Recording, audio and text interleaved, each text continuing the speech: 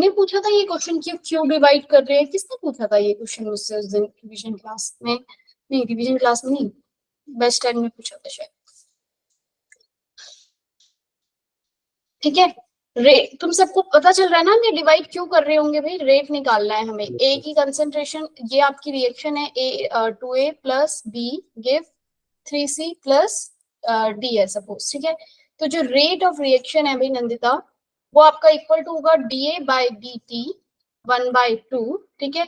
और ऐसे ही अगर मैं इन टर्म्स ऑफ बी के लिखना चाहूँ तो DB by DT, in terms of C के लिखना चाहूँ तो DC बाई DT डिवाइडेड में 1/3, और इन टर्म्स ऑफ डी के लिखना चाहूँ तो रेट। अच्छा, एक और चीज मिस हो रही है दीपक, क्या मिस हो रहा है इन सब में?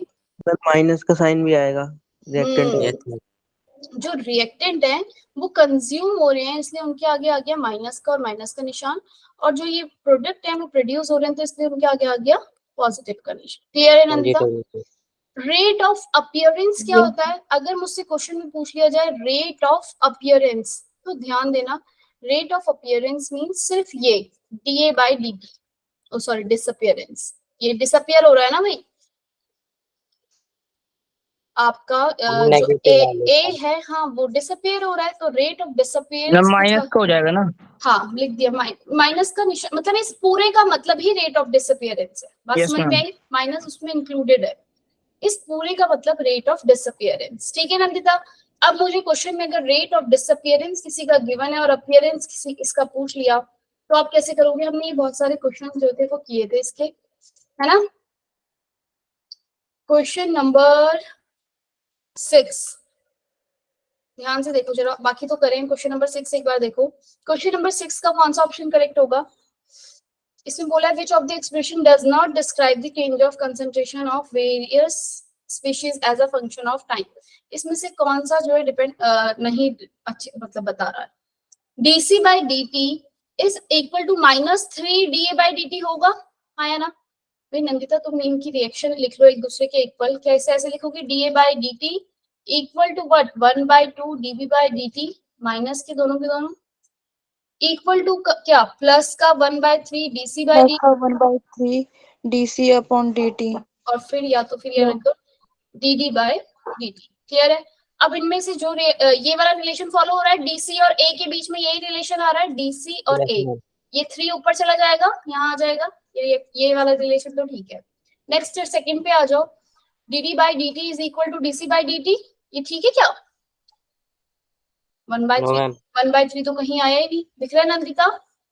नो मैम, इनके और इनके बीच में 1/3 आ जाना चाहिए था ना, या तो इधर लगाते या फिर 3 के इधर भेजते। अरे भेजा तो है, यस मैम सही है, सही है ना? ये 3 भेजा है यहाँ से, यहाँ 3 यहाँ से उठ के यहाँ चला गया, ठीक है। 3 DD by DT is equal to DC by DT। Next आओ, DB और DC के बीच में रिलेशन देखो, DB और DC यही दिया भाई, 3 इधर आ गया, 2 इधर चला गया, ठीक बात करिए। 3 DB के पास चला गया यहाँ और 2 इधर चला गया है, तो ये भी रिलेशन ठीक है। नेक्स्ट फोर्थ वाला देखो, 2 DB बाई DT लिखा है, क्या आपका 2 है DB by DT? No ma'am, ये फोर्थ रॉन्ग होगा। हाँ, DA बाई DT जो है वो आपका क्या होना चाहिए था? 2 यहाँ आना चाहिए था, इस तरफ जो है 2 लगना चाहिए था, फोर्थ वाला ऑप्शन है। तो समझ में आ गया? क्वेश्चन नंबर 7 देखो, क्वेश्चन नंबर 7 के इस तरह की क्वेश्चन है आपके पास, क्या पता वो log 2 की जगह log 2 की वैल्यू लिख के दे दे 0.3010, तब तुम कैसे करोगे? तो तुम्हें पता होना चाहिए 0.3010 का मतलब क्या है, log 2। क्या मैं इसे ऐसे लिख सकती हूँ, log DA बाई DT तो आपका है ही, ठीक है, equal to what? log DB by DT, और यहाँ पे ये और मल्टीप्लाई में इधर, और इसका ये log 2 जो है इसका क्या हो जाएगा भाई? log 2 को क्या करेंगे, जब A प्लस B होता है मल्टीप्लाई हो जाता है, ये यस मैम 2 जो है इसके साथ मल्टीप्लाई होगा, लिख सकती हो ना ऐसे भाई, हाँ या ना? मैम log 2 की वैल्यू भी तो होती है ना। हाँ लिखिए ना 0.3010। यस मैम, हो सकता है log 2 की जगह वो log 2 की वैल्यू दे दे, ठीक है। मैम log वाला दोबारा समझा देना मैम। ठीक है मैम हाँ, log 2 जो है हो सकता है क्वेश्चन में वो इस तरीके के क्वेश्चन दे दे, इनमें से बताना है x से log DA by dt minus का दिया है इक्वल टू व्हाट, उसने क्या दिया log dB बाय dt, और हो सकता है वो यहाँ 0.3010 लिख के दे दे, तो आपको खुद पता होना चाहिए इस बात का मतलब है कि क्या log log 2 2। अभी तो उसने यहाँ ये दे रखा है, लेकिन किसी किसी क्वेश्चन में ऑलरेडी कुछ वैल्यू दिया है जो तुम्हें याद होनी चाहिए, लाइक log 3 की, 5 की, 2 की। ठीक है, क्या मैं इस log 2 को इस ये a प्लस बी का फॉर्मूला जो मेरे पास होता है log da बाई dt, तो ये हो गया माइनस का equal to log db by dt multiply by 2 लिख दूं, हाँ या ना, ये कर सकते हैं ना, ऐसे ब्रैकेट डाल दूं log बाहर, यही होता है ना a प्लस बी का फॉर्मूला भाई। log से log कैंसिल हो जाता है, हाँ या ना।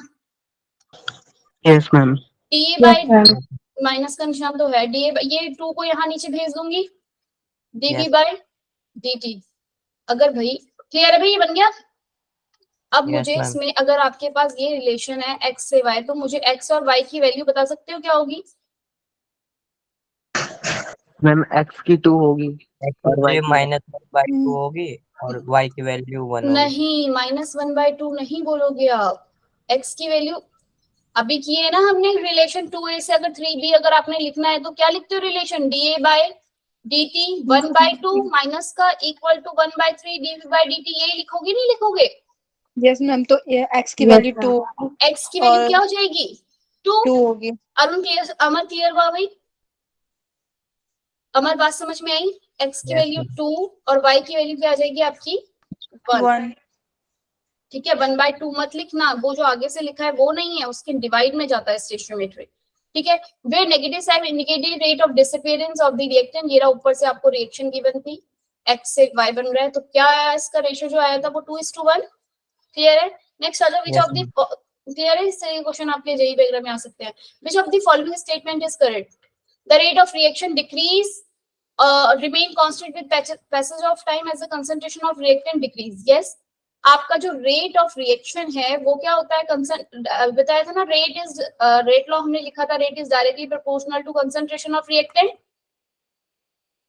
yes ma'am rate decrease, concentration decrease तो रेट डिक्रीज, बस यही वाली स्टेटमेंट करेक्ट है, बाकी सब गलत है। वो कह रहा है rate of reaction is same at any time during the reaction, नहीं सेम नहीं होती। The rate of reaction is independent of temperature, depend करती है टेम्परेचर पे। The rate of reaction decrease with increase in concentration of reactant, भाई inversely proportional थोड़ी है, directly proportional है। ठीक है भाई, अब जरा ये वाली बातें हो गई थी, factor affecting rate of reaction. yes ma'am हो गया था। ठीक है, हमने कर लिया था कि कौन कौन से फैक्टर हैं जो रेट को डिपेंड, रेट पे जो है वो डिपेंड कर रहे हैं। के भी वैल्यू निकाल ली थी हमने, के की वैल्यू भी फाइंड आउट कर ली थी। yes मैम के की यूनिट सेकंड ऑर्डर के लिए क्या होती है, जनरल फॉर्मूला बता दिया था, जनरल फॉर्मूला किसका, के लिए रेट कांस्टेंट। क्या होगा भाई जनरल फॉर्मूला रेट कांस्टेंट का, रेट कांस्टेंट, या फिर क्या बोलते हैं इसे, वेलोसिटी कांस्टेंट, या फिर क्या बोलते हैं, वेलोसिटी कांस्टेंट। इसके लिए जो जनरल फॉर्मूला है वो क्या होता है दीपक? मैम c-1 s-1 ये क्या है भाई, c-1 s-1 जनरल फॉर्मूला जो होता है, किसी भी ऑर्डर के लिए मैं निकाल सकती हूँ। मोल जनरल c-1 s-1 n-1 है ना, yes मैम पर सेकेंड, ये होता है आपका जनरल फॉर्मूला। n क्या है यहाँ पे, order of the, order of reaction order of reaction. Clear है ये बात सबको? के की जो यूनिट है वो अलग, हर किसी ऑर्डर के लिए अलग अलग आएगी, और आपको याद रखना है कि इस फर्स्ट ऑर्डर के लिए पर सेकंड होता है। ठीक है, अब मैंने एक बात ऑर्डर ऑफ द रिएक्शन की बताई थी, क्या कि ऑर्डर रेट लॉ जो होता है वो मुझे क्या बता रहा होता है भाई, रेट लॉ, रेट लॉ की डेफिनेशन बता दो मुझे कोई एक बार। द डिफरेंट रेट लॉ बच्चे क्या होता है आपका, डिफरेंट रेट और रेट लॉ में आपके पास जो भी रिएक्शन होती है वो आपका जो रेट है वो डिपेंड कर रहा है किस पे, rate is depend on concentration of reactant. A लिख रही हूँ ना, इस बात का मतलब है रिएक्टेंट पे। ए से जब आपका बी, आपका प्रोडक्ट बन रहा है, तो ए जो है बच्चे वो कितने टाइम इंक्रीज, अगर मैं कहूँ कि मेरा जो रेट है वो डबल रेट, अगर ए की कंसंट्रेशन को मैं क्या कर दूं, डबल कर दूं, ए की कंसंट्रेशन को क्या कर दूं, डबल कर दूं, तो जो मेरा रेट है वो कितने टाइम इंक्रीज कर रहा है, कह दूं अगर मैं कि डबल ही इंक्रीज कर रहा है। क्या इंक्रीज कर रहा है? डबल हो रहा है। तो मेरा एन की वैल्यू क्या आ जाएगी? 1। रेट को कंसंट्रेशन ए डबल करने पे मेरा रेट डबल हो जा रहा है, यानी कि वो कितनी है रिएक्शन, वो क्या, कौन सा ऑर्डर है? First order. बोलो भैया एन की वैल्यू 1 होगी तो रेट इसको डबल कर दूंगी कंसंट्रेशन को, तो रेट भी मेरी क्या हो जाएगी? पहले केस में डबल हो जाएगी। अगर मैं ये कह दूं कि मेरा रेट कंसंट्रेशन डबल करने पे रेट जो है वो 8 टाइम हो जा रहा है, 8 टाइम्स, तो इस एन की वैल्यू क्या हो जाएगी नंदिता? 3। हाँ बिल्कुल। आर की वैल्यू जो थी पहले तो ए डायरेक्टली प्रोपोर्शनल थी एन के, मतलब कि एक कोई एन जो ऑर्डर है मुझे नहीं पता वो क्या है। नेक्स्ट स्टेप पे क्या हुआ, मैंने मेरा रेट हो गया वो 8 टाइम हो गया जब मैंने ए की कंसंट्रेशन को डबल कर दिया, रिएक्टेंट की कंसंट्रेशन को डबल कर दिया। अब इन दोनों को आपस में डिवाइड कर दूंगी, मेरे पास क्या आ जाएगा? 8, फैक्टरी प्रोपोर्शनल का साइन 2 की पावर n आ जाएगा। क्या मैं 8 को 2 की पावर 3 लिख सकती हूँ इक्वल टू 2 की पावर n, यानी कि n की वैल्यू मेरे पास कितनी आ जाएगी? 3 आएगी। 3 आ जाएगी। ठीक है, इस तरीके से ये जो मेरा ये होता है, क्या होता है? Order of the reaction. आप जरूरी नहीं है कि ये जो रिएक्शन लिखी है ना 8a प्लस 3b गिव 8 नहीं लिखो, थोड़ा कम नंबर लिख लेते हैं, 1 लिखा है, a give 3c plus 3b। जरूरी नहीं है भाई इसका रेट जो है वो ये हो equal to k a b की पावर 3। जब मैंने एक्सपेरिमेंटली रिएक्शन परफॉर्म किया तो हो सकता है कि a की पावर a के डबल करने पे रेट जो है वो कितना हो रहा हो? 4 टाइम हो रहा हो। ठीक है, और b की कंसंट्रेशन को डबल करने पे रेट जो है वो क्या हो रहा हो? डबल हो रहा हो। तो मेरा जो रेट है वो इस तरीके से लिखा जाएगा। ऑर्डर ऑफ द रिएक्शन जो होती है वो कैसी होती है? एक्सपेरिमेंट से परफॉर्म करते हैं। ऑर्डर ऑफ द रिएक्शन कैसे फाइंड आउट करते हैं?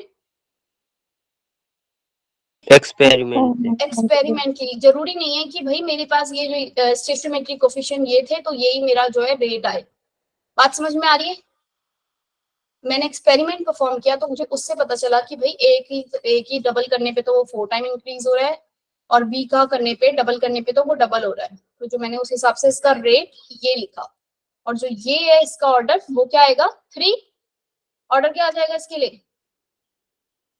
ऑर्डर इसके लिए 3 आ रहा है, ये बात पता है कैसे आ रहा है? 3 है इसका ऑर्डर, a की पावर 2, b के रिस्पेक्ट में फर्स्ट 1 ऑर्डर है, तो टोटल ऑर्डर जो है वो आपका 3 आ रहा है।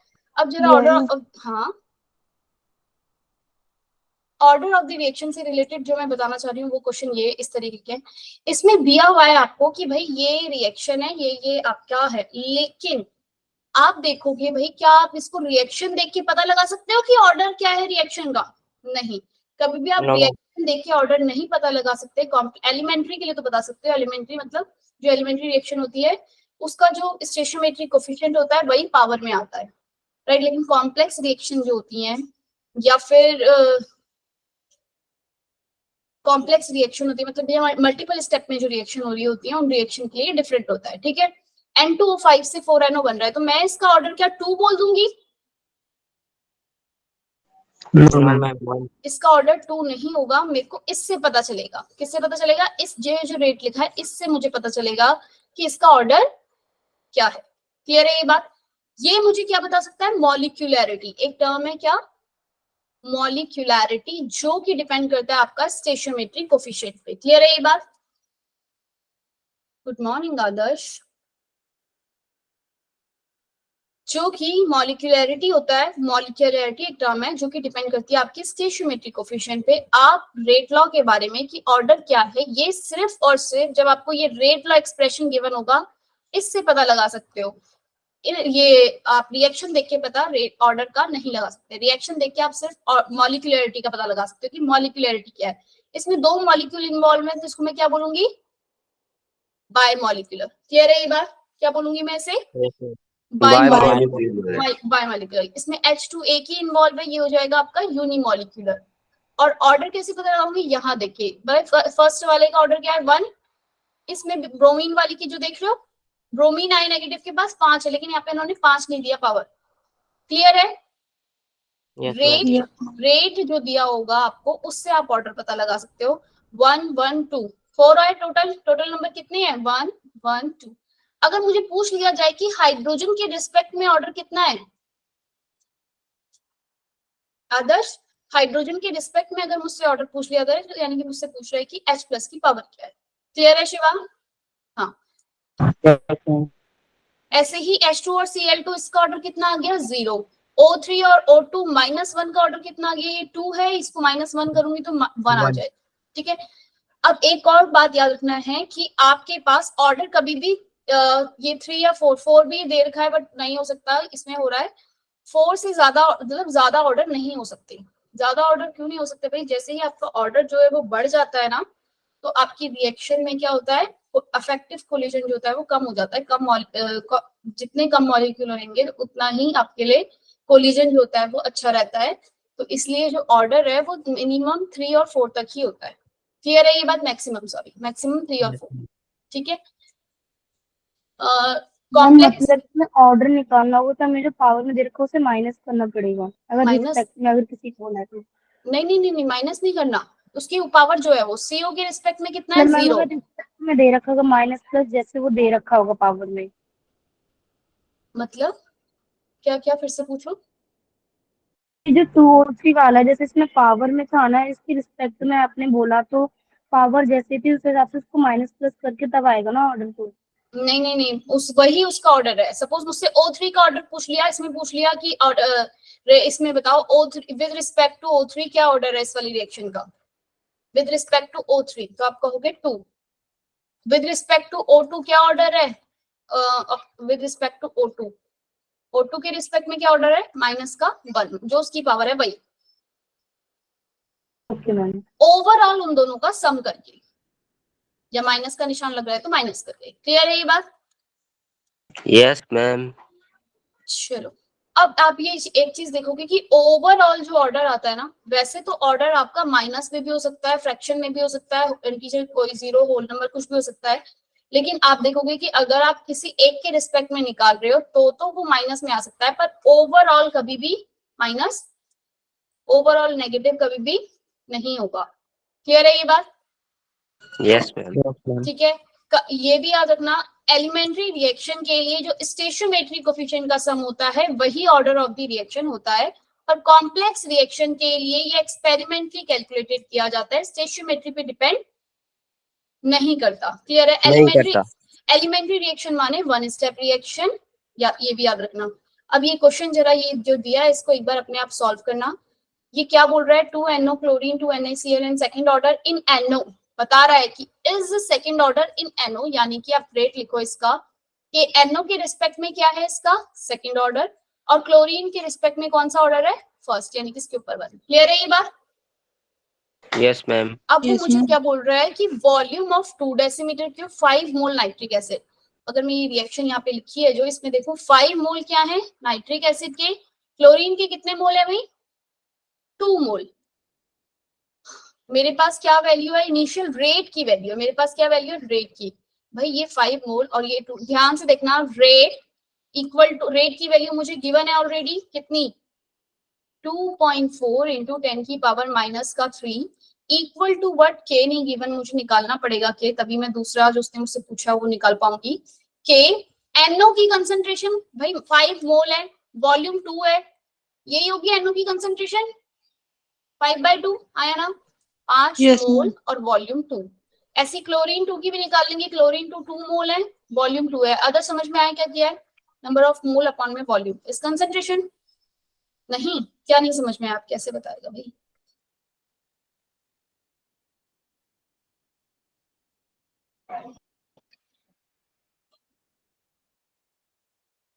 क्या नहीं समझ में आया, मुझे भी नहीं है। क्या एक बार रिपीट कर देना। क्या नहीं समझ में आया रश्मि, पूछो। ये क्वेश्चन आपको गिवन था, इसमें कंसंट्रेशन के लिए आपको मोल अपॉन में वॉल्यूम करना था, कंसंट्रेशन गिवन नहीं थी।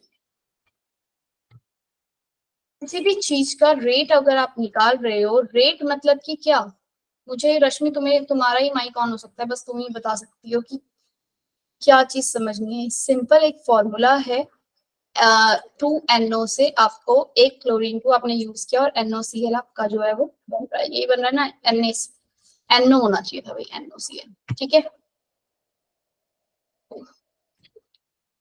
क्वेश्चन में बोला है कि ये तो है सेकंड ऑर्डर NO के रिस्पेक्ट में और क्लोरीन के रिस्पेक्ट में है फर्स्ट ऑर्डर। अभी यहाँ तो जो स्टेशियोमेट्री था वही पावर में आ गया, पर जरूरी नहीं है ऐसा हो। बात समझ में आई? Yes ma'am. ये बात जरूरी नहीं है जो यहाँ पावर में है वही ये स्टेशियोमेट्री है वही पावर में आ जाए। एक्सपेरिमेंटली जो है वो डिफरेंट आ सकता है, ठीक है। तो अब वो लिखा होता कि विद रिस्पेक्ट टू NO इज 1.5 या 3, ठीक है। अभी लेकिन ये है तो इसको ही रखते हैं। NO की कंसंट्रेशन आपने निकाली, उसने बोला है NO की कंसंट्रेशन कितनी है 5 मोल इंटू डेसीमीटर क्यूब, यानी कि 5/2 इज NO कंसंट्रेशन। क्लोरीन की कंसंट्रेशन कितनी है भाई 2 मोल इंटू डेसीमीटर क्यूब, तो कितनी आ गई 1 और ये आ गई 2.5। क्लियर है? कंसंट्रेशन यस मोल मैम। पर डेसीमीटर क्यूब, मोल पर डेसीमीटर क्यूब। ये क्लियर है भैया आदर्श? अब यहाँ तक बात। मुझे लिखना क्या है, मुझे रेट जो है ऑलरेडी गिवन है 2.4 इंटू 10 की पावर -3 गिवन है। के की वैल्यू फाइंड आउट कर लेती हूँ पहले। के की वैल्यू मैं क्यों फाइंड आउट कर रही हूँ, क्योंकि मुझे क्वेश्चन में पूछा है what will be the rate when half of the chlorine has been reacted. मेरे क्लोरीन का जो है वो कितना रिएक्ट हुआ है उसका रेट बताना है, लेकिन वो रेट बताने के लिए पहले मेरे पास के की वैल्यू होनी चाहिए। के की वैल्यू के लिए पहले मैं इससे के की वैल्यू निकालूंगी, वो क्या आएगी NO का स्क्वायर था यानी कि 2.5 का स्क्वायर, 1 का 1 ऐसे ही, क्योंकि इसका क्लोरीन जो है वो फर्स्ट ऑर्डर ही है, NO था सेकंड ऑर्डर, तो इसलिए इसके ऊपर 2 लगाया। आप इसको सॉल्व करोगे तो के की वैल्यू जो आई वो क्या आएगी 2.4 मल्टीप्लाई 10 की पावर -3 डिवाइडेड में 6.25। बोलो भाई दीपक, है ना? Yes ma'am. 0.384 इंटू 10 की पावर -3। क्या बता रही हो, आंसर बता रही हो? हाँ सॉल्व करा था मैम। अच्छा चलो अभी फिलहाल के लिए करते हैं। कितना बताया तुमने? अभी छोड़ देते हैं अभी, क्योंकि ये भी फिर से डिवाइड होगा ना। नेक्स्ट क्वेश्चन में क्या है वो चीज इंपॉर्टेंट है, उसको देखो जरा। NO क्लोरीन टू NOCl, वो मुझे बोल रहा है कि दो ये कितने थे 5 मोल थे, ये थे आपके 2 मोल्स, ठीक है। क्लोरीन कह रहा है अब की बार कि एक ही इसका जितना ये है इसका आधा ही यूज हुआ, यानी कि 1 मोल क्लोरीन यूज हुआ है। बात समझ में आई? जितना क्लोरीन था 2 उसका आधा ही यूज हुआ, यानी कि 1 मोल यूज हुआ। भाई क्लोरीन अगर 1 मोल कंज्यूम होगा तो NO कितना कंज्यूम होगा 2.5। 2.5 क्यों होगा भाई, ये 1 है तो ये 2 है, ये 2 मोल यूज होगा। अगर ये हाँ 1 मोल कंज्यूम हुआ है तो NO कितना कंज्यूम होगा 1 हो जाएगा। 5 - 2 नहीं होगा, मतलब 2 मोल नहीं होगा, सॉरी कंज्यूम कितना होगा ये 2 मोल होगा ना। नहीं आई बात समझ में? अरे हम करते थे ना कि स्टेशियोमेट्रिक कोफिशिएंट वाला बताया मैंने आपको कि अगर ये आपके हाइड्रोजन अगर नाइट्रोजन 1 मोल यूज हो रहा है तो हाइड्रोजन कितने मोल यूज होगा 3x। अगर ये x है तो ये 3x यूज होता है, ये 2x है तो ये आपका 6x यूज होता था, 3 गुना इसका। Yes ma'am. अगर ये Yes. x यूज हो रहा है हाइड्रोजन तो नाइट्रोजन x/3 मोल ही यूज होगा, यस मैम। ठीक Yes है। मैम। तो ऐसे ही जो क्लोरीन है अगर वो 1 मोल यूज हो रहा है तो NO जो है वो कितने मोल यूज होगा 2 मोल। बचा कितना, लेफ्ट कितना रहा 3 मोल, 5 में से 2 माइनस कर दिया और ये Yes. 1 मोल लेफ्ट रहा। तो जो यहाँ पे हम कंसंट्रेशन ये लिख रहे हैं ना, कंज्यूम वाली नहीं लिख रहे, वो क्या लिख रहे हैं कितना बच गया है। NO की कंसंट्रेशन का स्क्वायर, क्लोरीन का क्लोरीन, बस ये बात क्लियर है। रेट यही लिखा जा रहा है ना बार बार।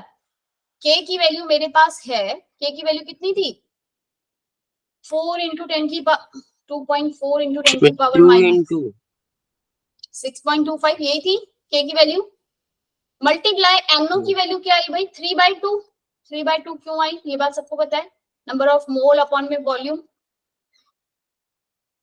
नंबर ऑफ मोल जो बच गए वो और अपॉन में वॉल्यूम। क्लियर है ये बात? है अरुण, क्लियर है? ठीक है। क्लोरीन की जो कंसंट्रेशन है वो कितनी बची है 1 और 1/2 1/2 आपका जो है क्लोरीन बच गया। आंसर सॉल्व करोगे आ जाएगा रेट निकल के। क्लियर है ये बात? R इक्वल टू 2.4 इंटू 10 की पावर -3। 6.25 को क्या लिखा था वहां पे 6.25 को 5/2 करा था, क्या किया था भाई 5/2 किया था। 5/2। अब मैं जो कर रही हूँ वो सिर्फ मैं कैलकुलेशन के लिए कर रही हूँ, अगर तुम्हें समझ में आ रहा हो तो करो, नहीं आ रहा हो तो अपना मल्टीप्लाई डिवाइड करते रहो। बात समझ में आई मैंने क्या किया है? ये मैंने 6.25 को दोबारा से 5/2 लिख दिया। ठीक है, 2 से ये काट दो, 1.2, 3 3 जा 9, कर लो भैया आगे सॉल्व। 5 2 जा 10,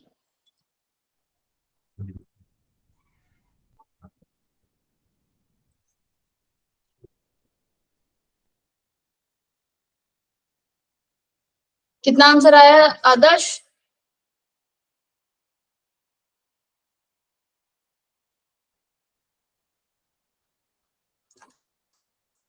कर रही हो नंदिता?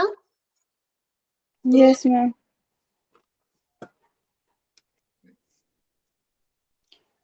मम्मी 3/2 इसका स्क्वायर करेंगे तो ये मैम रेसिप्रोकल में नीचे आएगा, मतलब 3। गलत कर दिया क्या कुछ? नहीं भाई, 3/4.32 10 की पावर, हाँ ये आ गया, मेरा तो आ गया भाई, तुम अपना देख लो। 4.32 इंटू 10 की पावर -3। क्लियर है? आ जाएगा आंसर। ठीक है, कोई रेसिप्रोकल कुछ नहीं हो रहा है, ये मैंने कुछ 5/2 को किया था बस, 6.25 को ओपन किया था। क्लियर है? यस तुम मैम। सिर्फ नॉर्मल मल्टीप्लाई कर दो अपना जो भी किया है। क्या रिपीट कर, ओ सारा रिपीट कर दूं? छोड़ दो आदर्श, क्वेश्चन नहीं छोड़ दो, इतना भी कुछ नहीं है। सिर्फ कंसंट्रेशंस गिवन थी, उन वैल्यूज को आपको पुट करना था। अब जो मैं समझाने वाली हूँ भाई वो और तगड़ा है, उसको देखो तुम। ठीक है, रेट, आपका जो रेट है भाई, हम हर उसके लिए इंटीग्रेटेड रेट लॉ करने वाले हैं। इंटीग्रेटेड रेट आपका लिख लेंगे, इंटीग्रेटेड रेट आपकी डेरिवेशन इसके अंदर है। फॉरवर्ड सबसे पहले हम करते हैं जीरो ऑर्डर के लिए, ध्यान से देखना जीरो ऑर्डर में हो क्या रहा है। आपका जो ए से जो पी बन रहा है, ए की कंसर्न जो आपका रेट होता है ना, रेट को मैं स्मॉल लेटर के आर से डिनोट कर रही हूँ। क्या मैं इसे लिख सकती हूँ DA/DT माइनस का, रेट लॉ के अकॉर्डिंग जो रेट होता है वो आपका के डिपेंड करता है सिर्फ किस पे, रिएक्टेंट पे वो किस तरीके से डिपेंड कर रहा है, वही हमारा रेट लॉ होता है। क्लियर है? रेट लॉ हम कैसे लिख रहे हैं कि रिएक्टेंट पे आपका जो रेट है वो किस तरीके से डिपेंड कर रहा है। रेट, जो भी आपका रेट है वो रिएक्टेंट पे किस तरीके से डिपेंड कर रहा है। जैसे एक 1 है, मतलब इसकी कंसंट्रेशन बड़ा, एक डबल करने पे डबल हो रहा है, या कोई किसी मतलब कुछ भी डिपेंड नहीं कर रहा, एक ही कंसंट्रेशन में कितनी भी कर दूं कोई फर्क नहीं पड़ता, मेरे रेट पे कोई चेंज नहीं आएगा, तो एक ही पावर क्या हो जाएगी? 0। डबल करने पे डबल हो रहा होगा तो एक ही पावर कितनी आ जाएगी? 1। डबल करने पे 4 टाइम इंक्रीज कर रहा होगा तो एक ही पावर कितनी आ जाएगी? 2। रिएक्टेंट को डबल करने पे मेरी अगर ये 3 एक टाइम इंक्रीज हो रहा होगा तो n की वैल्यू ऑर्डर क्या आ जाएगा? 3। ये मेरा अलग अलग था। मैं जरा इसकी इंटीग्रेटेड इक्वेशन जो है, इंटीग्रेटेड आप इसको बोलते हैं इक्वेशन को, वो निकाल रही हूँ फॉर जीरो ऑर्डर की, जब मेरे कंसंट्रेशन ऑफ रिएक्टेंट पे कोई भी फर्क नहीं पड़ रहा। क्या? कंसंट्रेशन ऑफ रिएक्टेंट पे कोई भी रेट का फर्क नहीं पड़ रहा, तो dr/dt को ही लिख सकती हूँ माइनस da/dt इक्वल टू के, भाई a की पावर 0 माने 1 आया ना? Yes ma'am. अगर मुझसे ग्राफ पूछ लिया जाए कि भाई बताओ रेट ऑफ ये da/dt या फिर dr/dt भी लिखा हो सकता है, ठीक है, और विद रिस्पेक्ट टू आपका किसके? कंसंट्रेशन के, तो क्या ये स्ट्रेट लाइन ग्राफ बनेगा? नहीं बनेगा? ये स्ट्रेट आ जाएगी मैम, बिल्कुल कांस्टेंट। कांस्टेंट आ जाएगा, क्योंकि इस dr/dt का कंसंट्रेशन पे कोई फर्क ही नहीं पड़ रहा है, तो आपका जो वो है रेट है वो क्या हो जाएगी? कांस्टेंट। ठीक है भाई ये बात? Yes ma'am. ठीक है, और अगर मैं इसका इंटीग्रेटेड रेट लॉ निकालूं तो माइनस का dA इक्वल टू dt और ये k इंटीग्रेशन क्या हुआ है, जो dA/dt था यहाँ पे, dA/dt इक्वल टू क्या था? माइनस का dA/dt इक्वल टू k आ गया था। Yes ma'am. रेट कांस्टेंट की क्वेश्चन आता है, rate of the reaction is equal to rate constant in which of the order of reaction. किस ऑर्डर ऑफ रिएक्शन में रेट ऑफ रिएक्शन जो होता है वो कांस्टेंट होता है? Rate of reaction is equal to constant. कौन से ऑर्डर में होता है ये बात आपको पता होनी चाहिए। किसमें होता है rate of the reaction equal to? Zero order में। डी बाई डी टी, इसका मैंने इसको dt को इस तरफ भेज दिया, इसका इंटीग्रेशन किया, इनिशियल कंसंट्रेशन टू फाइनल। ये हम करते हैं भाई आदर्श आपके मैथ्स के अंदर। टाइम 0 से लेके कहां तक गया? t तक। ये इंटीग्रेशन होता है। तुमने इंटीग्रेशन पढ़ा है पहले? यस मैम, थोड़ा ए इनिशियल कंसंट्रेशन से लेके फाइनल कंसंट्रेशन तक किया। ये जीरो इनिशियल 0 टाइम था, फाइनल टाइम t है। डी बाई इसका जो इंटीग्रेशन करते हैं ना, डी इसका किसी भी चीज का, तो आप इसको ऐसे करके लिखते हो। इसके इंटीग्रेशन की वैल्यू ये आती है ए। इसके इंटीग्रेशन की वैल्यू क्या आ गई? ए नॉट से कहां तक गई है वैल्यू? ए टाइम टी तक में यहाँ, और के टाइम कहां से कहां तक गया? टी फाइनल माइनस टी 0 तक। क्लियर है? ये dt की जगह भी क्या आता? dt की जगह भी आपका आता, dt की जगह क्या आता भाई? क्या था? t 0 to t। क्लियर है? वो t को मैंने ही लिखा है, 0 से t गया है। at और a नॉट फिर हम क्या करते हैं अगले स्टेप में? इंटीग्रेशन करते हैं। भाई ये समझना भी आ रहा हो भाई जिन्होंने मैथ्स नहीं पढ़ा है, सिर्फ सिंपल याद रख लो, इसका इंटीग्रेशन की वैल्यू होती है ये। ठीक है? a की वैल्यू t से लेके कहां पे लाई कर रही है?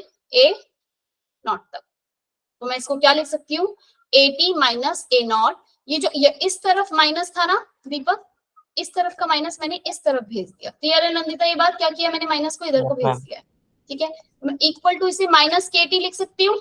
माइनस 0 आ जाएगा, आया ना? ये आएगा ना माइनस के टी माइनस 0।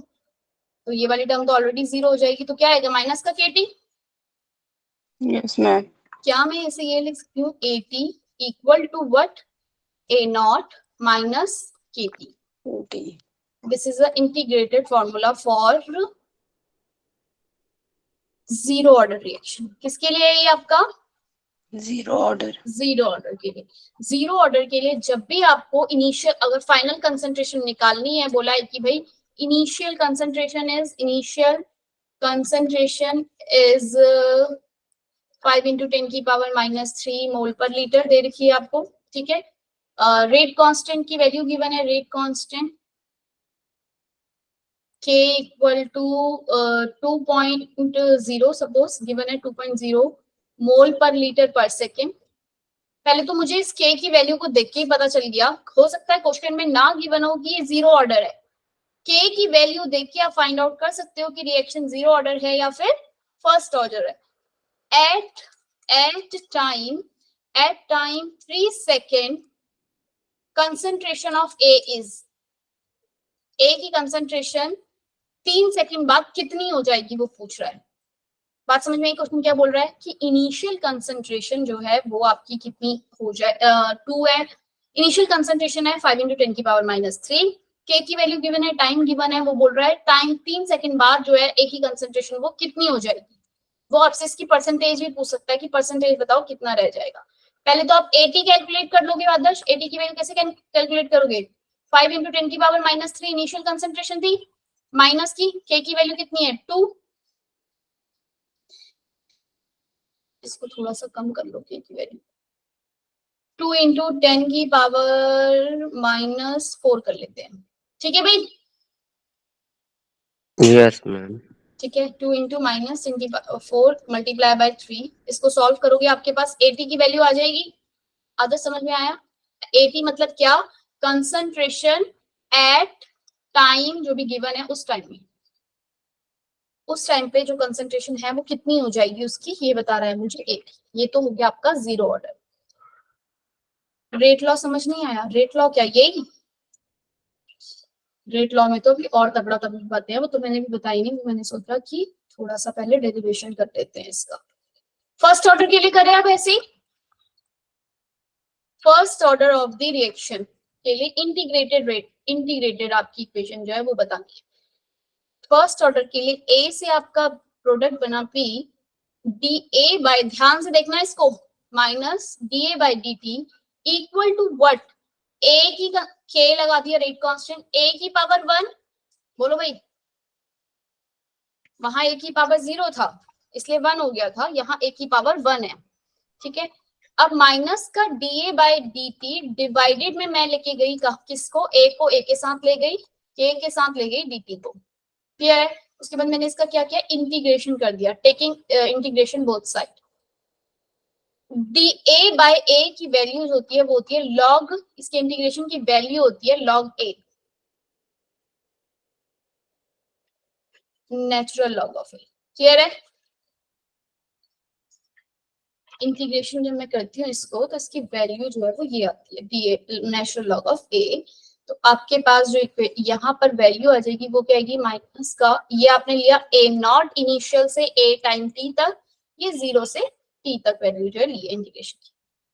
क्या मैं इसको लिख सकती हूँ, natural log of a not a equal to what, k, t की वैल्यू 0 से t तक, क्लियर है। यहाँ तक कुछ नहीं किया है, बस इंटीग्रेशन की वैल्यूज जो है उनको पुट किया है, minus natural log of a minus, एक माइनस बाहर है, एक काम करती हूँ, इस वाले माइनस को मैं इसी तरफ भेज देती हूँ, natural log of a not equal to minus k t, clear है।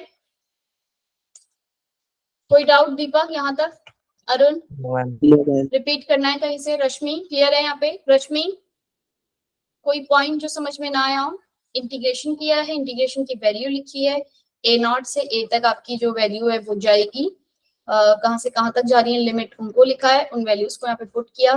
Natural log of a equal to what, log natural log of a not minus के,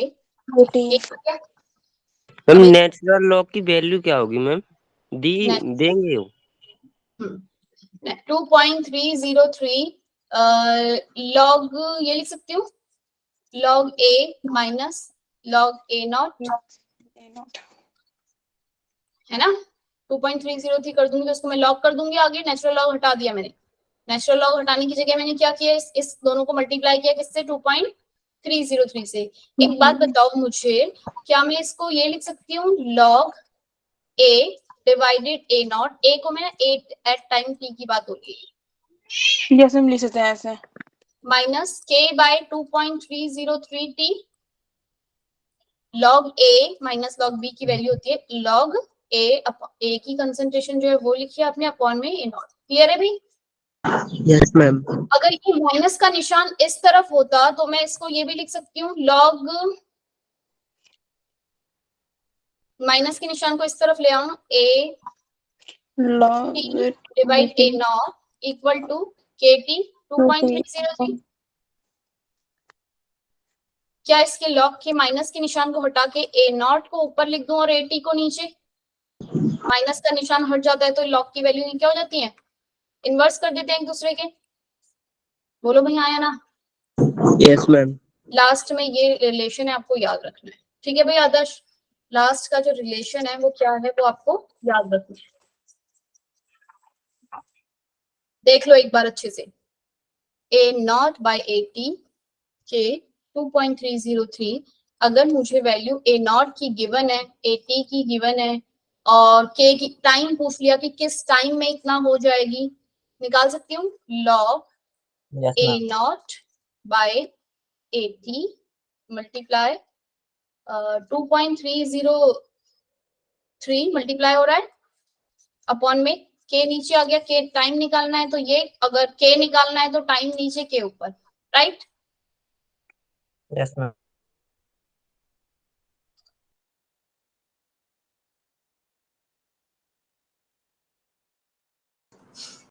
नवनीत मैम से पढ़ना है, मैं उनको बता दूंगी भाई, आदर्श याद को पता, नवनीत मैम नहीं पढ़ाते भाई अभी, नवनीत मैम कैटलिस्ट वाले को नहीं पढ़ाती अभी। ये क्लियर है भाई, टी की वैल्यू कैसे आई, बोलो भाई दीपक, यस मैम। नंदिता समझ में आ गया, अमर क्लियर है, यस मैम क्लियर है। चलो अगर अब एक क्वेश्चन सॉल्व कर लो, अच्छा ग्राफ बना लोगे इससे रिलेटेड जो भी आपसे पूछे जाएंगे। अगर मैं जीरो ऑर्डर की बात करूं, ए टाइम जीरो ऑर्डर के लिए एट टाइम टी से, और टाइम का मुझे ग्राफ बनाना हो, तो क्या ये डिक्रीज नहीं हो रहा था, यही था ना रिलेशन जीरो ऑर्डर का, याद रखना AT equal to A not minus KT, यही था। तो ये Yes, ma'am. स्लोप है, वो स्लोप की वैल्यू क्या होगी माइनस का K, और इंटरसेप्ट क्या हो जाता है आपका A नॉट।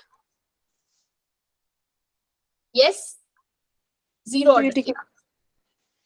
फर्स्ट ऑर्डर के लिए क्या रिलेशन आया आपका, नेचुरल लॉग ऑफ, अगर नेचुरल लॉग लिया है तो नेचुरल लॉग, और दूसरा वाला लॉग लिया है तो उसी हिसाब से करेंगे जरा। लॉग मैम इसका कांस्टेंट आएगा, किसका, इसमें तो एक ही रहेगा मैम, क्या एक ही रहेगा, मैम रेट। किसके लिए पूछ रहे हो, मैम फर्स्ट के लिए।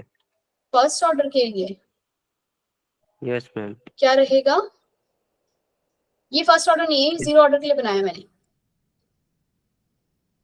ये वाला ग्राफ मैंने जीरो ऑर्डर के लिए बनाया।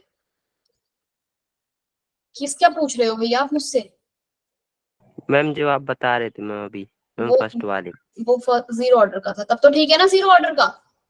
Yes ma'am. जीरो ऑर्डर में अगर उसने मुझसे डीए, जीरो ऑर्डर के अंदर ही dA by dt with respect to concentration पूछ लिया तो कांस्टेंट है। क्लियर है, ये याद रखना, भूलना मत। D a by d t is concentration के वर्सेस में तब कांस्टेंट है, लेकिन कंसंट्रेशन एट टाइम टी के रिस्पेक्ट में और टी के ये टाइम के रिस्पेक्ट में ग्राफ इस तरीके से आ रहा है, क्योंकि रिलेशन ये है, यही है रिलेशन अभी हमने निकाला था जीरो ऑर्डर के लिए। अरे बुक दिया करो, d r by d t with respect to concentration for first order,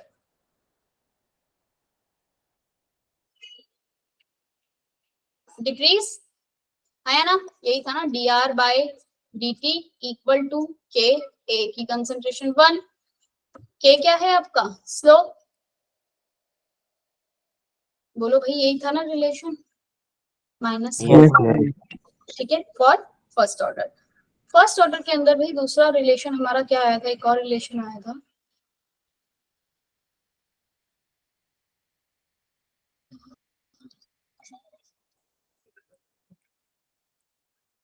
first order की जो लास्ट इक्वेशन है ये इंपॉर्टेंट है, इससे रिलेटेड बहुत सारे क्वेश्चन डायरेक्ट आते हैं। A not by at time t equal to what, k 2.303 T, यही है ना नंदिता, यही यस है। मैम। ठीक है, अगर मुझसे ग्राफ पूछ लिया जाए लॉग ए नॉट अपॉन में at time t versus time का बना दिया, तो मेरा पास जो, याद रखना अगर ए नॉट बाय ए टी लिखा है तो जो ग्राफ है वो आपका कैसे बन रहा है, इस तरीके से, और स्लोप जो है वो के 2.303 आ रहा है, के बाय 2.303। लेकिन अगर यही आपका ग्राफ जो है वो a t by a not लिख दिया, log a t by a not लिख दिया, और एट टाइम टी टू क्या बनेगा, इस तरीके से बनेगा, माइनस का के 2.303 स्लोप। ठीक है, बोलो बात समझ में आई। Yes ma'am. Yes ma'am. अगर अब एक मिनट, लॉग एक ग्राफ और है इसका, अगर पूछ लिया जाए लॉग एक रिलेशन ये भी था ना, ये था ना एक रिलेशन आपके पास, यस Yes. मैम। यहाँ पे 2.303 लिख लो, या तो फिर इसको नेचुरल कर लो। अच्छा, एग्जाम में ध्यान देना कि नेचुरल लिखा हुआ है या लॉग लिखा है। लॉग लिखा है तो के के नीचे 2.303 जरूर लिख लेना, नेचुरल लिखा है तो नहीं ग्राफ करते। ठीक है, natural log of at time t versus time का ग्राफ अगर आप बनाओगे तो कैसा बनेगा, इस तरीके से बनेगा, स्लोप आ गया माइनस का के, और इंटरसेप्ट कितना आ जाएगा, natural log of A not, है ना। Yes ma'am. क्लियर है ग्राफ, इंटरसेप्ट क्या आ रहा है, क्या आ रहा है, तीनों ग्राफ क्लियर हो गए। अब एक और थोड़ा सा ग्राफ जरा देख लो, वही ग्राफ है, पेपर में डायरेक्ट क्वेश्चन आ जाते हैं ग्राफ से रिलेटेड, तो आपको ग्राफ पता होना चाहिए कैसे बन रहे हैं। अगर आपको एक फॉर्मूला पता है तो आप सारे ग्राफ जो है बना सकते हो। ये था natural log of a by a not minus k t, यही रिलेशन निकला था ना हमारा सबसे एंड में जो हमने किया था। Yes ma'am. पता है नेचुरल लॉग इक्वल के उस तरफ जाता है तो ए वर्सेस ए नॉट ई की पावर माइनस के टी हो जाएगा, तो यहाँ जाके एक्सपोनेंशियल हो जाता है जो नेचुरल लॉग होता है, इक्वल के उस तरफ जाके। नहीं पता तो Yes, भाई याद रखना, नेचुरल लॉग एक्सपोनेंशियल के उस तरफ जाके ई हो जाता है, एक्सपोनेंशियल हो जाता है, ठीक है। अब ए की जो ए की कंसंट्रेशन एट टाइम टी, जब समझ ना आए रश्मि पूछ लेना, ए not E minus k T हो गया। क्या अब इसका जो ग्राफ है, अगर मुझसे पूछ लिया जाए कंसंट्रेशन वर्सेस टाइम का ग्राफ फॉर फर्स्ट ऑर्डर, ये इस तरीके से कर्व आएगा। क्लियर है? बात याद रखोगे ना, कोई स्ट्रेट लाइन है कुछ है, ये क्या आ रहा है आपका इस तरीके से कर्व आ रहा है, ठीक है भाई? हाँ या ना? यस ये मैम। जो एक्सपोनेंशियल ग्राफ है इसका, अब ये याद रखना फर्स्ट ऑर्डर के लिए कंसंट्रेशन वर्सेस टाइम का ग्राफ ये कर्व टाइप का आता है, और जीरो ऑर्डर के लिए कैसा था वो, लीनियरली डिक्रीज था, डिक्रीज। लीनियर नहीं होगा। तो याद रखना नेक्स्ट तीनों ग्राफ बता दिए मैंने, इन ग्राफ्स को अपने पास रखना और मतलब आना चाहिए तुम्हें। एटी वर्सेस इसका लॉग ए नॉट टी का बन गया तो क्या होगा, अगर यहाँ पे नेचुरल लॉग लिखा है तो ये 2.303 आप हटा दोगे। क्लियर है? अगर ए नॉट बाय एटी लिखा है तो मतलब पॉजिटिव है, कोई नेगेटिव नहीं है, डिक्रीज नहीं हो, इंक्रीज है। एटी बाय नॉट है तो डिक्रीज है, ठीक है भाई? Yes ma'am. फॉर्मूला यही था ना, log 80 by a not minus का के टी 2.303। हाँ या ना, एक फॉर्मूला ये था ना आपके पास, यस मैम।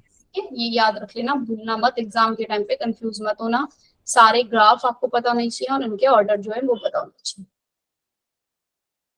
इससे रिलेटेड एक क्वेश्चन कर लो जिससे कि आपको ये जो चीजें हैं ज्यादा अच्छे से और क्लियर हो।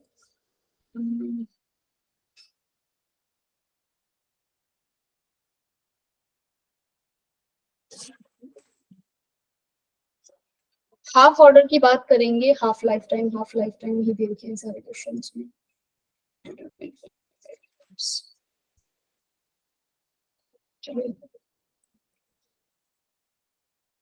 A first order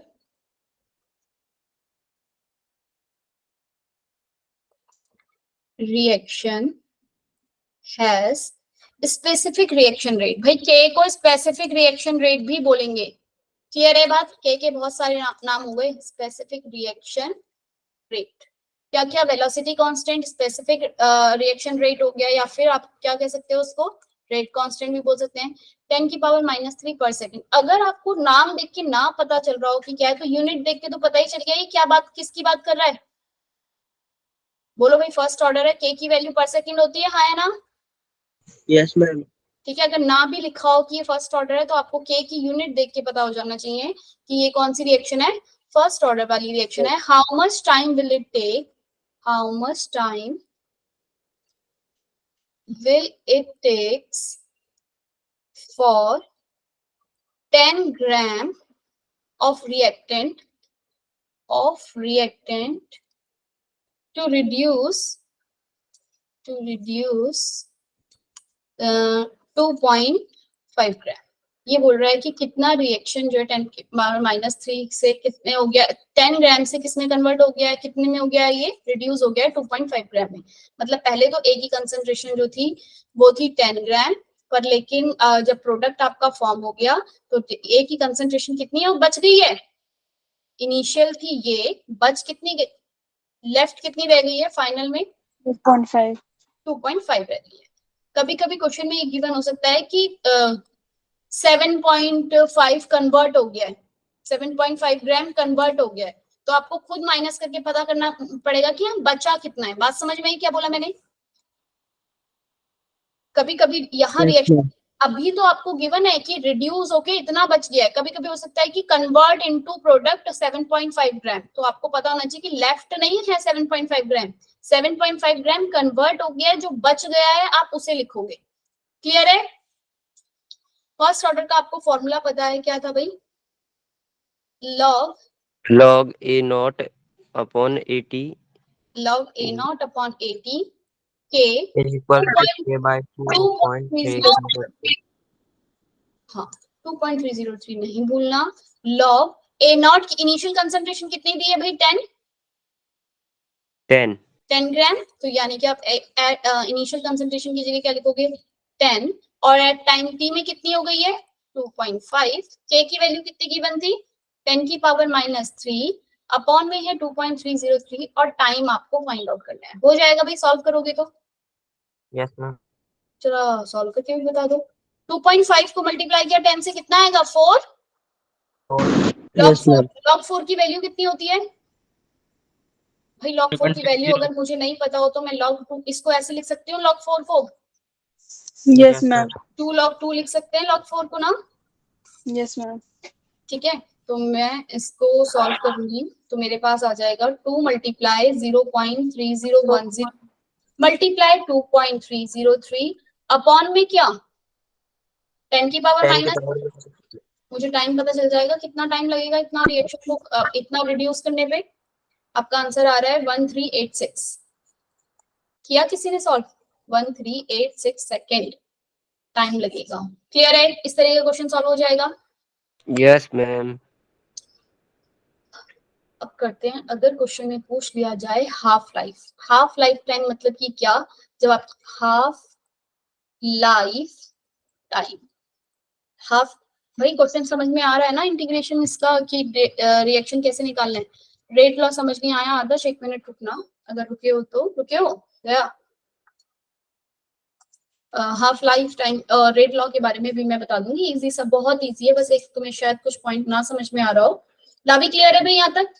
रश्मि, शहनवाज, यहाँ तक अजय, शिवा समझ में आ गया भाई? Yes ma'am. कोई डाउट है यहाँ तक? हाफ लाइफ क्लियर है? हाफ लाइफ नहीं बताया, हाफ लाइफ टाइम मतलब कि क्या? दोनों के आपको zero order first order reaction के फॉर्मूले जो लास्ट में निकल कर आ रहे हैं वो आपको पता होने चाहिए, कैसे निकल रहे हैं ये भी पता होने चाहिए। सिंपल सी बात है, इंटीग्रेशन हो रहा है और कुछ नहीं है उसके अंदर। और ना समझ में आए तो एंड में सिर्फ और सिर्फ फॉर्मूला तो एटलीस्ट याद रख लेना ताकि तुम क्वेश्चन सॉल्व कर पाओ।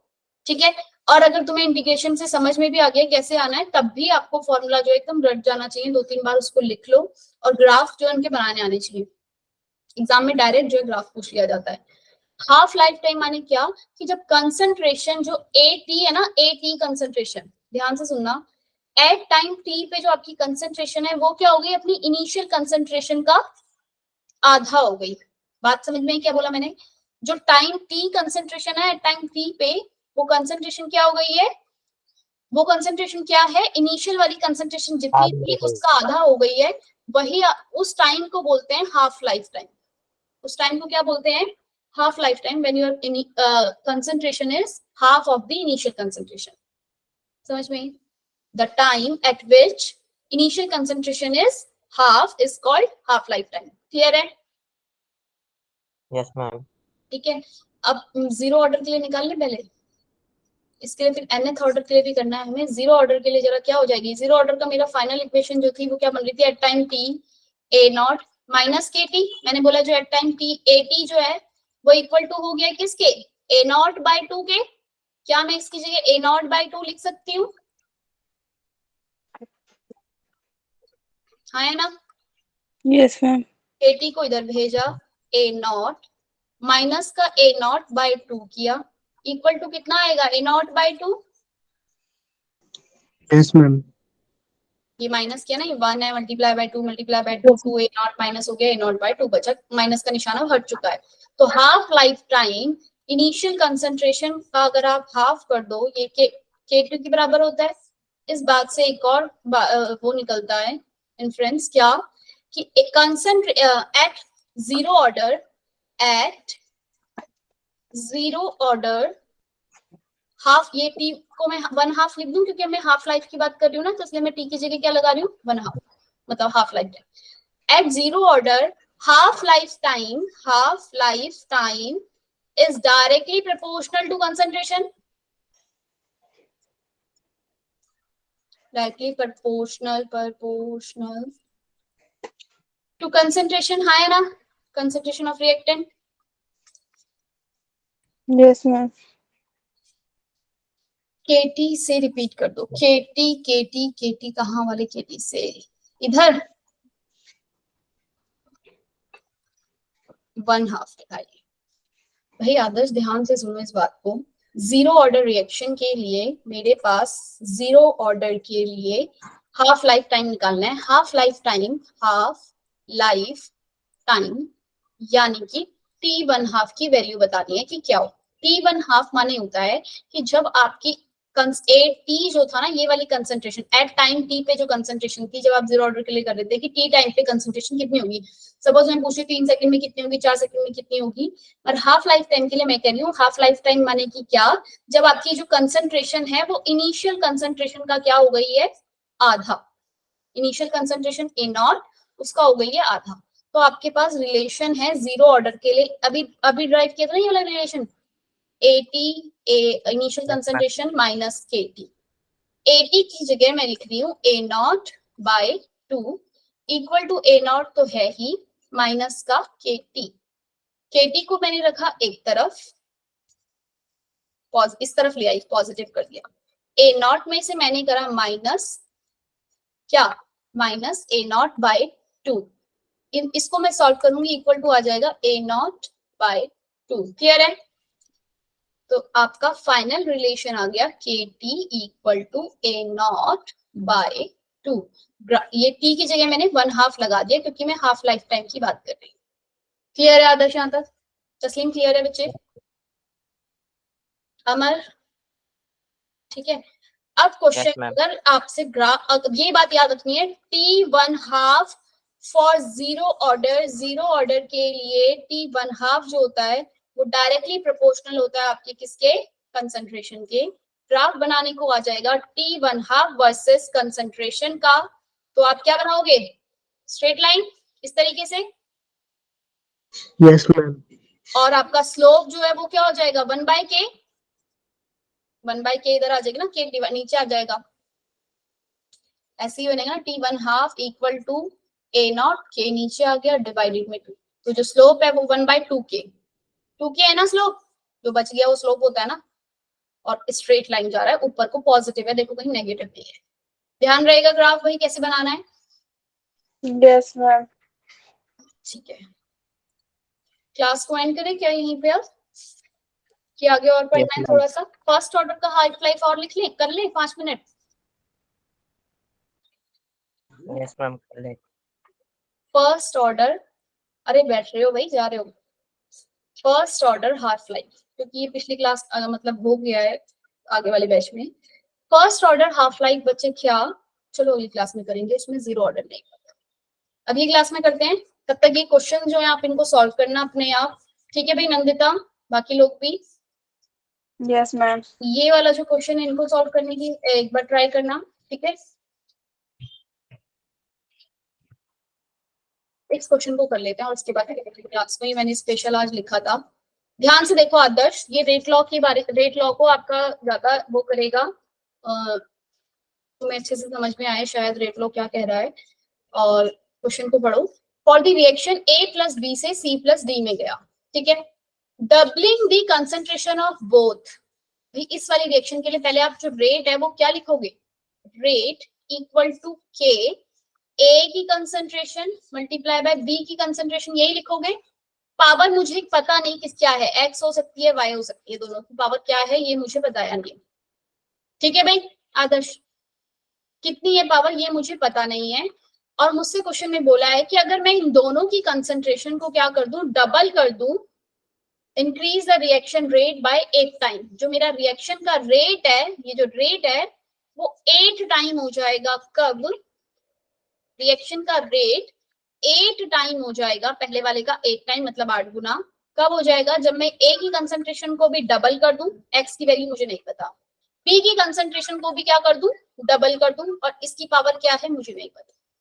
अगली बार में वो बोल रहा है कि and double the concentration of only B, अगर आप सिर्फ और सिर्फ B की कंसंट्रेशन डबल कर रहे हो तो आपका जो रेट है वो सिंपली डबल दी रिएक्शन रेट क्या हो जाएगा, डबलिंग करने पे B की कंसंट्रेशन को रिएक्शन रेट क्या हो जा रहा है आपका, डबल हो जा रहा है, मतलब कि अगले बार में क्या बोला उसने कि रिएक्शन मतलब R की वैल्यू क्या हो जा रही है, डबल हो जा रही है, कब, जब आप B की वैल्यू डबल कर रहे हैं, हाँ B को डबल कर दिया, 2B कर दिया, क्लियर है भाई।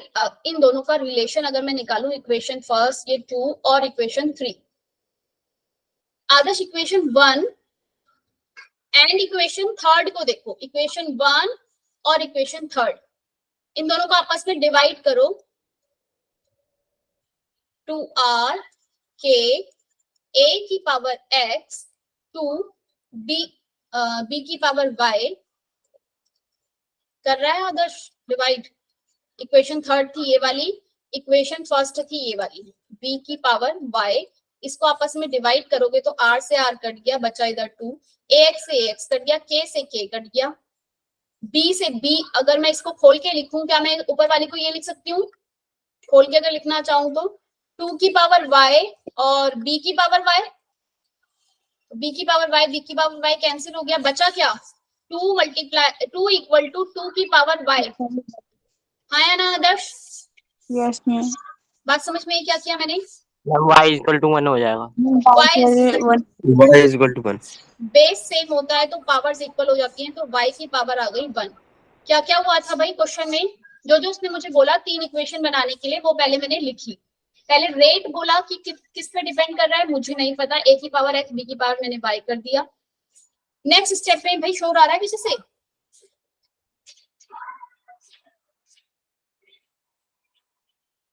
तस्लीम आवाज आ रही है पीछे से? अरे हाँ या ना बताइए। यस मैम थोड़ी बहुत। रेट जो है a की पावर x b की पावर y, और सेकंड स्टेप में बोल रहा है कि अगर मैंने a को भी डबल कर दिया b को भी डबल कर दिया तो रेट जो है वो 8 टाइम हो जाएगा, तो मैंने 8 आर कर दिया। अगले वाले में बोला कि रेट जो है डबल हो जाएगा जब मैं सिर्फ b की कंसंट्रेशन को डबल करूंगी, तो मैंने b की कंसंट्रेशन को डबल करा और इन दोनों का रिलेशन जो डिवाइड करके निकाला, तो मेरे b के लिए y पावर आ गई। अगले स्टेप में मैं क्या कर सकती हूँ भाई? अगर एक सेकंड और थर्ड को देख सकते हैं। सेकंड और थर्ड को भी देख सकती हूँ, या फर्स्ट और सेकंड, जिसको भी देखना उसको देखो। सिंपली ये भी कर सकती हूँ क्या, 8 आर इक्वल टू क्या था, a की पावर x, इसको डबल करने पे, और b की पावर को क्या करा था, डबल करा था। अब मेरे पास y की पावर इसकी जगह 1 लिख दो, 1 है। ठीक है। और आपका जो फर्स्ट वाली रिएक्शन थी वो क्या थी, a की पावर x b की पावर 1 हो जाएगा, वो y की जगह 1 कर दिया। अब मैं इन दोनों को डिवाइड करूँ, अगर अब मैं इन दोनों को डिवाइड करूंगी, मैम सिंपली 2 और 3 को भी तो डिवाइड कर सकते हैं मैम।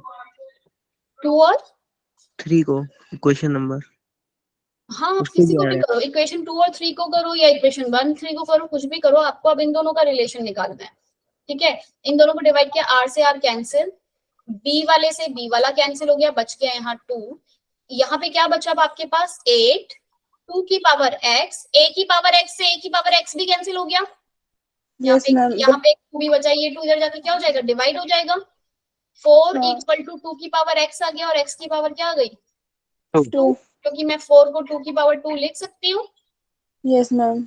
तो x के रिस्पेक्ट में जो आंसर है वो क्या आ गया, x के रिस्पेक्ट में ऑर्डर 2 आ गया, y के रिस्पेक्ट में ऑर्डर 1 आ गया। टोटल ऑर्डर अगर पूछा जाए तो क्या आ गया, 3। ठीक है। बस आज की क्लास यहीं तक समाप्त करते हैं। आदर्श अब मुझसे पूछेगा कि रेट लॉ मतलब कि क्या, समझ नहीं आया। अब जरा आदर्श जरा ध्यान से सुनो, रेट लॉ के अंदर अपने क्या पूछना है, मुझे माइक ऑन करके या फिर लिख कर बताओ फटाफट से। रेट लॉ में क्या समझ नहीं आया? रेट लॉ मतलब कि कुछ नहीं है, जो आपकी रिएक्शन है ये 2a प्लस 3b गिव्स आपको c और d, इसके लिए आपको k की वैल्यू जो है आपने रेट की वैल्यू लिखनी है, k is equal to what, a की पावर कुछ आएगा। अब इधर स्टेशियोमेट्री में ले रही हूँ, लेकिन जरूरी नहीं है स्टेशियोमेट्री ही आए, a की पावर 2 b की पावर 3, या फिर क्वेश्चन में जैसे अभी ऊपर गिवन था वैसे हो सकता है रिएक्शन आपको गिवन हो और क्वेश्चन में गिवन हो कि a के रिस्पेक्ट में with respect to a order is 1, with respect to b order is 2। तो आपको क्या होगा, रेट क्या लिखोगे, k a की पावर 1 b की पावर 2, ये हो गया रेट, ठीक है। अगर बाई चांस ये सिर्फ इसी लॉ ऑफ मास एक्शन के अकॉर्डिंग करना है तो फिर आपको जो स्टेशियोमेट्री कोफिशिएंट है उनको ही लिख देना है, रेट इक्वल टू व्हाट, के a की पावर 2 b की कंसंट्रेशन की पावर 3। ये कब है, लॉ ऑफ मास एक्शन के according, law of mass action के अकॉर्डिंग। क्लियर है? लेकिन ये वैल्यू जो होती है आपकी वो नहीं होती है, एक्सपेरिमेंटली भी यही आनी चाहिए। सपोज एक्सपेरिमेंटली भी यही आ रही है तब। डबलिंग ऑफ कंसंट्रेशन, क्या समझ नहीं आया? डबलिंग ऑफ कंसंट्रेशन, एक ही कंसंट्रेशन को अगर आप डबल कर दो तो रेट जो है वो कितने टाइम इंक्रीज हो जाएगा, क्वेश्चन पूछ लेंगे। या फिर मैम 2 टाइम। 2 टाइम होगा, 4 टाइम नहीं होगा। एक ही मैम कंसंट्रेशन, डबल, एक ही कंसंट्रेशन को डबल कर दोगे मैम एक ही कंसंट्रेशन 4 हो जाएगा। 4 टाइम इंक्रीज हो जाएगा। ऐसे ही आपको उससे फिर रेट निकालना होगा, जैसे जैसे क्वेश्चन मैंने अभी किया था ना आदर्श, वैसे उस टाइप। ठीक है भाई, इस क्वेश्चन को भी अपने आप करना, ये तुम्हारे पास होमवर्क में आ रहा है। इसमें वॉल्यूम की बात करिए। मैम वो पूछ रहा 4 कैसे आ रहा है। अरे ये बच्चा ध्यान नहीं देता भाई, देखो इसको हटा दो। एक काम करो, मेरे पास ए से प्रोडक्ट बना पी, मुझे क्वेश्चन में लिखा है कि when concentration of A is double, rate is 8 time या 4 टाइम। कैसे हुआ भाई? Rate equal to what? A की कुछ पावर होगी यहाँ पे n। ठीक है भाई आदर्श, रेट इक्वल टू ए की कुछ पावर होगी, क्या है वो मुझे नहीं पता, लेकिन उसने मुझे ये दिया है कि रेट जो है वो 8 टाइम हो गया या 4 टाइम हो गया जब आपने ए की कंसंट्रेशन को डबल किया, यानी कि 2A लिखा। ठीक है, जब आपने ए की कंसंट्रेशन को डबल किया तो भाई एन की वैल्यू अगर क्या हो, ये अगर इन दोनों को मैं डिवाइड करूं, इन दोनों वाले रिएक्शन को, इक्वेशन फर्स्ट और इक्वेशन 2 को, r इक्वल टू a की पावर n, r से r कैंसिल, a की पावर n, इसको मैं ये लिख सकती हूँ ऊपर वाले को, 8r वाले को मैं ऐसे लिख सकती हूँ 2 की पावर n, a की पावर n। Yes, ma'am. 2 की पावर n, a की पावर n से a की पावर n कैंसिल हो गया, 2 की पावर n अभी भी बचा है और यहाँ 8 बच गया। 8 इक्वल टू 2 की पावर n। बच्चे इस 8 को मैं ऐसे लिख सकती हूँ 2 की पावर 3। 2 की पावर 3। ठीक है आदर्श, मुझे दोनों तरफ बेस सेम करने हैं, दोनों तरफ बेस सेम करे तो n इक्वल टू आ गया आपका 3। अगर यही इसकी जगह 4 होता, वही उसकी जगह अगर 4 होता इक्वल टू 2, तो आप 2 की पावर n, तो आप क्या करते? 2 की पावर 2 आ जाता, तो n की 2 आ जाता है। 2। ठीक है, और अब जब जो तुमसे पूछ रहे हो वहां पे 4 टाइम कैसे हुआ, अगर सिर्फ यहीं पे ये लिखा होता कि ये सेकंड ऑर्डर रिएक्शन है, कंसंट्रेशन ऑफ ए आपने डबल करा, यानी कि इसकी जो पावर है ये सेकंड ऑर्डर, मतलब कि क्या अदर, ध्यान सुना, rate equal to what? A की पावर n, ए की पावर n। क्वेश्चन में मुझे गिवन है already, order of the reaction is 2, what is the what या how many time, what time rate increase, कितना टाइम रेट है जो वो इंक्रीज कर जाएगा when a concentration is double। जब मैं a की कंसंट्रेशन को डबल कर दूंगी, a की कंसंट्रेशन को डबल कर दूं तो जो रेट है ये कितने टाइम बढ़ जाएगा, और ऑर्डर मुझे गिवन है 2। r इक्वल टू a की पावर 2 है। अगर मैं ए की कंसंट्रेशन को डबल कर दूं, यानी कि भाई 2A कर दूं, तो मेरा रेट कितने टाइम इंक्रीज, इसको लिख सकते हो 4A की पावर 2 ऐसे लिख सकते हो। आदर्श 2 2 जा 4, आदर्श ये 2 है ना, जो 2 ये वाला जो 2 है, ये 2 आपका जो है